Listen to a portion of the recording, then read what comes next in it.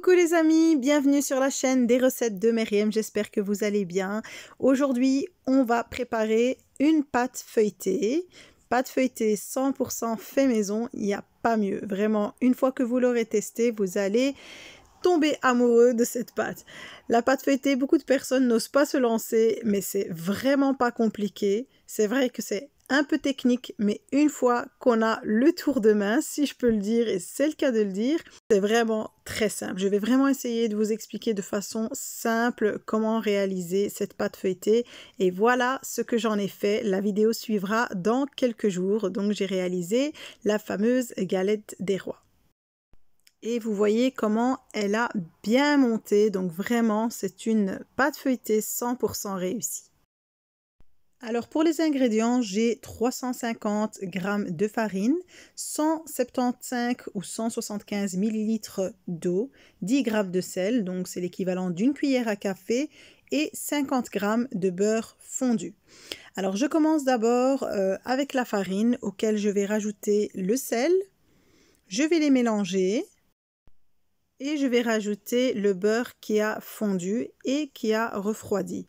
Donc le but ce n'est pas de pétrir la pâte. Donc la pâte feuilletée ne se pétrit pas. On va juste la ramasser. Donc une fois que je vois que le beurre s'est incorporé dans la totalité de ma farine, je rajoute l'eau. J'y vais petit à petit. Donc j'ai donné une indication pour la quantité d'eau, mais en fait on y va petit à petit. Dès que je vois que ma pâte s'est ramassée, j'arrête. Donc normalement pour l'eau c'est juste, et après ça dépendra toujours de la qualité et de la marque de farine que vous allez utiliser. Donc ça peut varier légèrement. Donc comme vous voyez, je n'utilise pas l'embout pour le pétrissage avec mon robot. J'utilise la feuille de mon robot. Donc je vais juste ramasser ma pâte. Dès qu'on a la boule, elle est là, elle est formée, j'éteins. Donc vous voyez ici, on a une espèce de grosse boule qui n'est pas très belle à l'aspect. Elle n'est vraiment pas belle du tout, c'est normal, donc je vais juste la ramasser, former une espèce de grosse boule.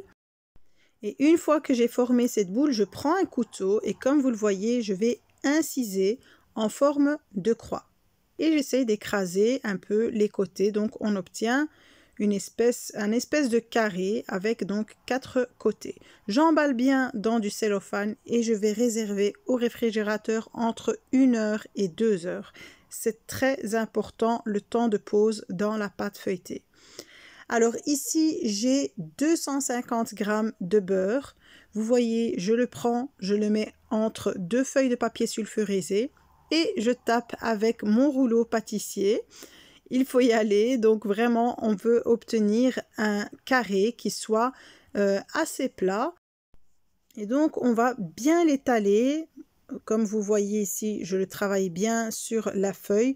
Je veux vraiment avoir un beau carré que je mettrai au centre de ma pâte. Donc, essayez de faire en sorte que tous les coins soient bien remplis de beurre et que la surface soit plate comme il faut partout, que ce soit vraiment pareil partout. Je remets au réfrigérateur.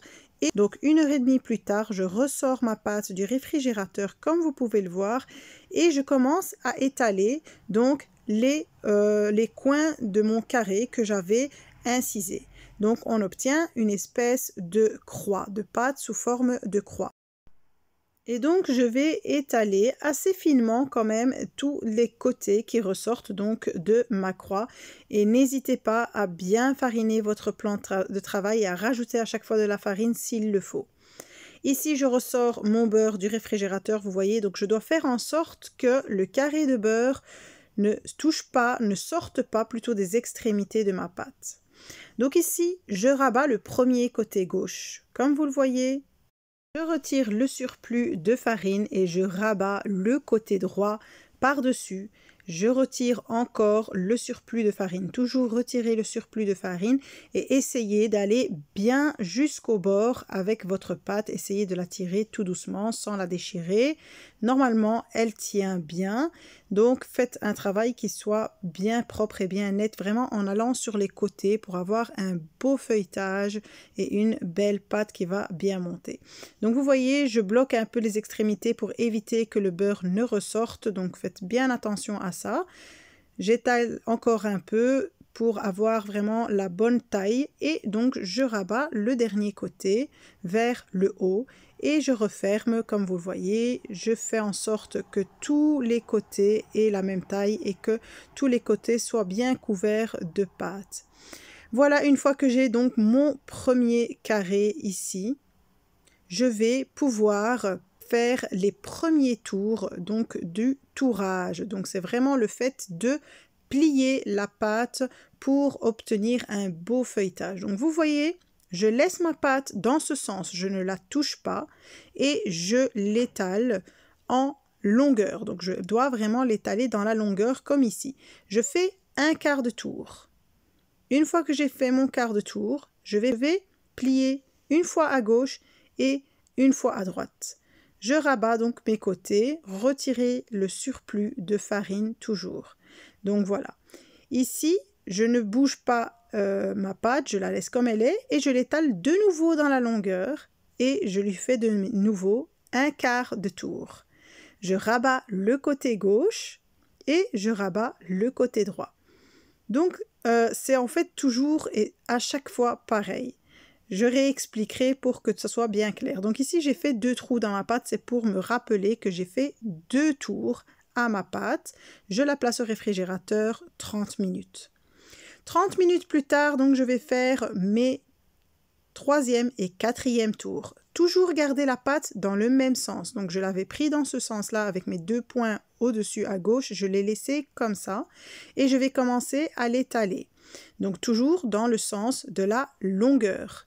J'étale bien ma pâte, donc faites en sorte qu'elle soit assez fine, pas de trop non plus pour éviter que le beurre ne ressorte, mais il faut bien l'étaler. Faire en sorte qu'elle reste bien droite. Je lui fais un quart de tour. Et là, toujours pareil, je plie le côté gauche, je vais dépoussiérer un peu et je vais plier le côté droit. Là, on a un tour supplémentaire. On va la laisser comme ça, on ne la bouge pas et on va l'étaler dans la longueur. Donc comme je vous ai dit, ce n'est pas compliqué, c'est un peu technique, mais dès qu'on a compris le truc, ça y est, ça devient très simple. Donc on l'étale bien dans la longueur, comme ça on a une belle pâte bien plate et bien fine et je fais mon quart de tour. Ici, j'enlève encore la farine et je vais plier toujours en 3. Je commence par la gauche et puis la droite. Donc gardez toujours le même sens. Comme ça, la pâte sera bien régulière. Donc ici, j'ai fait 2 tours. Donc je vais marquer ma pâte en faisant 4 points. C'est-à-dire que j'ai fait les 2 premiers et maintenant les 2 seconds. Donc j'ai fait 4 tours à ma pâte. Donc au total, on doit faire 6 tours. Donc je la place encore au frigo 30 minutes et 30 minutes plus tard, je la ressors et je l'étale toujours dans le sens de la longueur en gardant la pâte déposée telle que l'on avait pris au départ. Je l'étale bien et une fois qu'on obtient l'épaisseur désirée, c'est-à-dire qu'elle doit être assez fine, je vais lui faire un quart de tour de nouveau. Et là, je vais donc de nouveau plier le côté gauche et le côté droit. Et voilà, on la laisse toujours dans le même sens sur le plan de travail et on l'étale sur la longueur. Une fois qu'on l'a bien étalée, je la tourne d'un quart de tour et je tourne le côté gauche et puis encore une fois le côté droit. On vient de faire 2 tours supplémentaires de tourage.